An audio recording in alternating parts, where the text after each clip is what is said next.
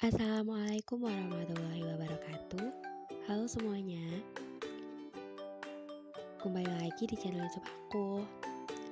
Pada video kali ini, saya akan memaparkan dan menjelaskan salah satu materi yang berjudul investasi. Nah, video ini dibuat untuk memenuhi salah satu tugas dalam mata kuliah ekonomi makro. Untuk penjelasan selanjutnya, tonton video ini sampai akhir ya. Materi yang akan kita bahas kali ini merupakan salah satu materi yang terdapat dalam mata kuliah ekonomi makro dengan dosen pengampu Ibu Rizky Nur Ayuning Tias Putri, ME. Judul materi yang akan kita bahas dan kita pelajari bersama yaitu tentang investasi. Tapi teman-teman semua, sebelum kita masuk ke pembahasan materi tentang investasi, izinkan saya untuk memperkenalkan diri terlebih dahulu ya.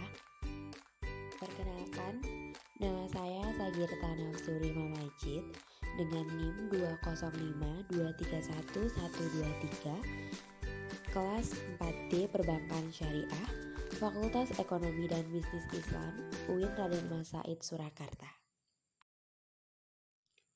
Baik, kita langsung saja masuk ke pembahasan materi.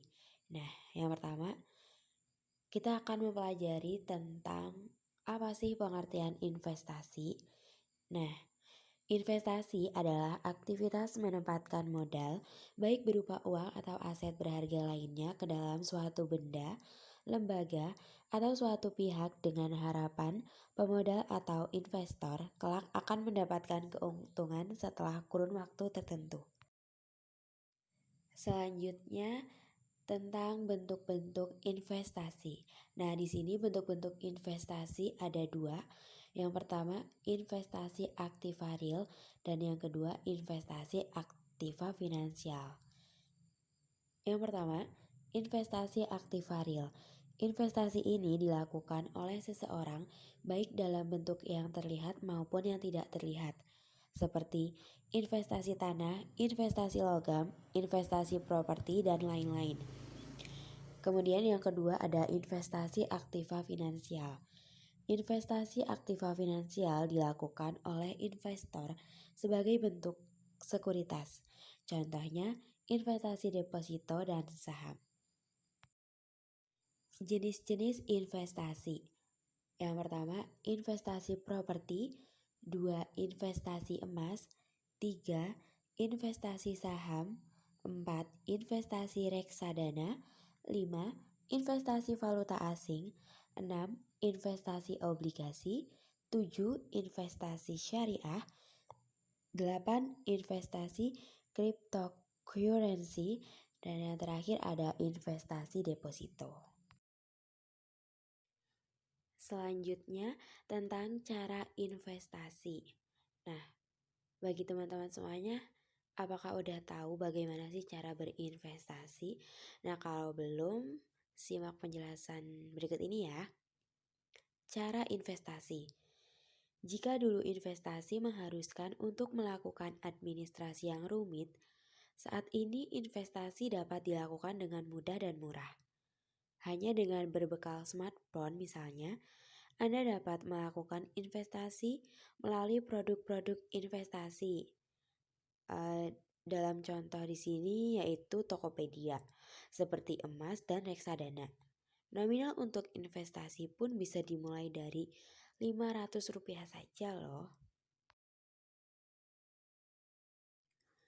Kemudian ada manfaat investasi. Yang pertama, meningkatkan aset. 2. Gaya hidup sehat. 3. Menghindari utang. Dan yang keempat, memenuhi kebutuhan di masa depan.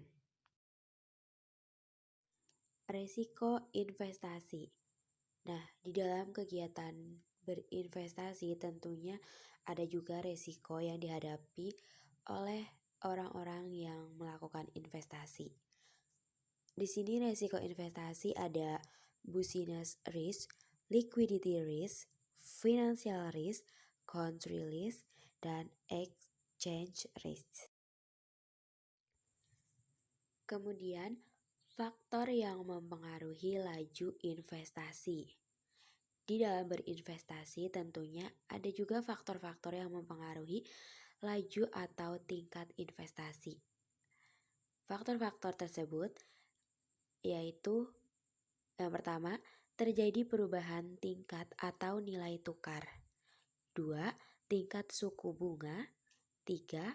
Infrastruktur. Dan yang keempat, tingkat inflasi. Hal-hal yang harus diperhatikan dalam berinvestasi.